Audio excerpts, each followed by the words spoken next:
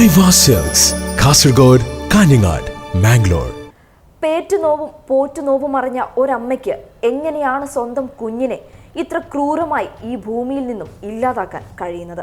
10 മാസം വയറ്റിൽ ചുമന്ന സ്വന്തം കുഞ്ഞിനെ കാമമെന്ന വികാരത്തിനു വേണ്ടി മാത്രം ക്രൂരമായി കൊന്ന് കടലിൽ കളഞ്ഞ് സുഖമായി ഉറങ്ങിയ ഒരു സ്ത്രീയെ എങ്ങനെയാണ് പവിത്രമായ അമ്മ എന്ന പദം ചേർത്ത് പറയാൻ സാധിക്കുക? കണ്ണൂരിലെ തൈലിലെ കടൽ തീരത്ത് മരിച്ച നിലയിൽ കണ്ടെത്തിയ 1.5 വയസ്സുകാരനെ കൊന്നത് സ്വന്തം അമ്മയാണെന്നറിഞ്ഞ ആഘാതത്തിലാണ് കേരള ജനത ഇപ്പോഴും. സംഭവം ഇങ്ങനെയാണ്. കാമുകനൊപ്പം ജീവിക്കാൻ വേണ്ടിയാണ് കുട്ടിയുടെ അമ്മ ഈ കൊടും ക്രൂരത ചെയ്തത്. ഭർത്താവ് പ്രണവുമായി അകന്നു കഴിയുന്ന ശരണ്യ മറ്റൊരാളുമായി അടുപ്പത്തിലായിരുന്നു. ഇയാളെ വിവാഹം കഴിക്കാൻ വേണ്ടിയാണ് കുഞ്ഞിനെ ഇല്ലാതാക്കിയത്. കൊലപാതക വിവരം പുറത്തറിഞ്ഞാൽ ഭർത്താവ് പ്രണവിനെ കുടുക്കാനുള്ള നീക്കവും ശരണ്യ നടത്തിയിരുന്നു. കുഞ്ഞിനെ കൊല്ലുന്നതിന് തലേന്ന് പ്രണവിനെ ശരണ്യ വീട്ടിൽ വിളിച്ചു വരുത്തിയിരുന്നു. കുഞ്ഞുമായി തനിച്ച് കടപ്പുറത്തെത്തിയ ശരണ്യ കുഞ്ഞിനെ കടൽ ഭിത്തിയിലെ കരിങ്കൽ കൂട്ടത്തിലേക്ക് വലിച്ചെറിയുകയായിരുന്നു.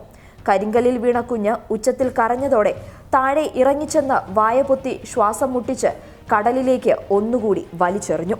മരണം ഉറപ്പാക്കുകയും ചെയ്തു. പിന്നീട് ഒന്നും അറിയാത്ത പോലെ വീട്ടിൽ പോയി കിടന്നുറങ്ങി. രാവിലെ കുഞ്ഞിനെ കാണാനില്ല എന്നും ആരോ തട്ടിക്കൊണ്ടുപോയി എന്നും ശരണ്യ വിളിച്ചു പറഞ്ഞു. കടലിൽ അകപ്പെട്ട കുട്ടിയുടെ മൃതദേഹം തിരിച്ചു കിട്ടില്ല എന്ന ശരണ്യയുടെ കണക്കുകൂട്ടലുകൾ ആദ്യം തെറ്റി. ശക്തമായ തിരയിൽ മൃതദേഹം തിരിച്ചെത്തി കടൽക്കെട്ടിൽ കുടുങ്ങിക്കിടന്നു.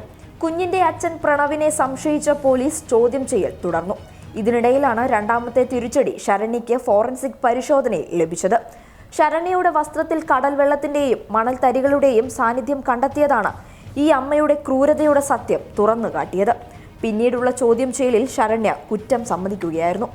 ദേഹമാസകല മുറിവുകളോടെ പാറക്കെട്ടിൽ കണ്ടെത്തിയ വിയാന്റെ മൃതദേഹം തിങ്കളാഴ്ച വൈകിട്ടോടെ ശ്മശാനത്തിൽ സംസ്കരിച്ചു. News desk public Kerala.